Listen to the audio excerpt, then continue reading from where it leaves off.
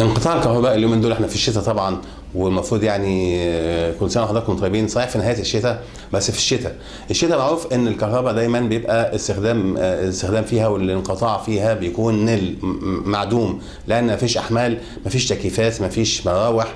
الحاجات اللي الواحد بيعوزها في الصيف طبعا مش مستخدمه قوي زي في الشتاء. فلما يجي في الشتاء والاقي الكهرباء تتقطع وفي توزيع احمال مع وجود اماكن زي الكباري تبقى مولعه في عز الظهر اللون بتاعتها، اكيد بقى في حاجه مش مظبوطه.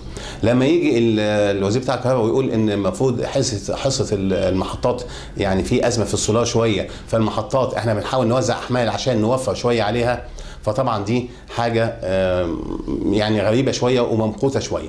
هبص لرد الفعل.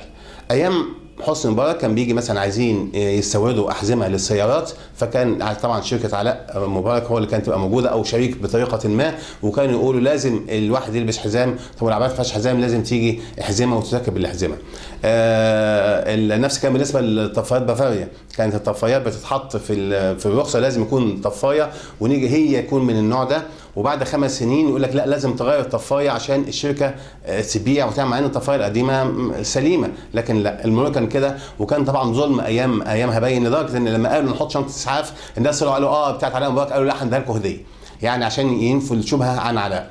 اللي انا عايز اقوله، المكن اللي بيجي بتاع المولدات اللي ابتدى يبقى عامل زي الحريقه، كل بيت والتاني، مش هقول كل عياده، لا كل بيت والتاني ابتدى يجيب مكن عشان الظلام الدامس اللي ممكن يعيش فيه. وطبعا المكن ده بيمشي يا بالسولار يا بالبنزين. فلما نوزع الكميه بتاعت السولار النقص ده على المكن اللي الناس هيجيبوه في بيوتهم بيحطوه وبيجيبوا البنزين او السولار بتاعهم، هنلاقي ان احنا خسرنا كتير قوي وصرفنا كتير. ده لمصلحه مين؟ اكيد لمصلحه المستورد بتاع المكن بتاع الكهرباء. مين المستورد بتاع المكن بتاع الكهرباء ده؟ انا بتساءل، يعني هل له علاقه بشخصيه عامه مثلا، شخصيه مهمه قوي يعني هو اللي بيسود المكن ده وبنخدمه بان احنا نقطع الكهرباء؟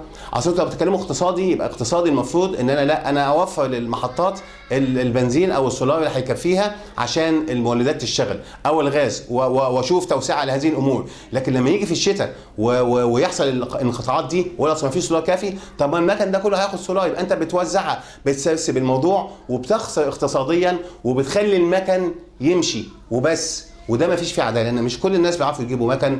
وانا اعتقد ان ده فشل من الفشل اللي ممكن يضاف الى الانجازات الفاشله للوزاره الحاليه. انا اتكلمنا قبل كده عن وزاره التربيه والتعليم العالي، وطبعا احنا شفنا البلاوي تحصل فيها، ودلوقتي بنتكلم عن وزاره الكهرباء. والله اعلم بقى بالاستيراد ده المكن ده بيجي ازاي ومين اللي بيجيبه ولمصلحه مين، والانقطاع ده لمصلحه مين. ارجو ان احنا بولع بس لمبه حمراء مع ان الكهرباء قطعه، لكن بولع لمبه حمراء كده عشان الناس يعني ايه يفكروا فيها، يشوفوا مين اللي بيسوي المكن ده ولمصلحه مين انقطاع التيار الكهربائي.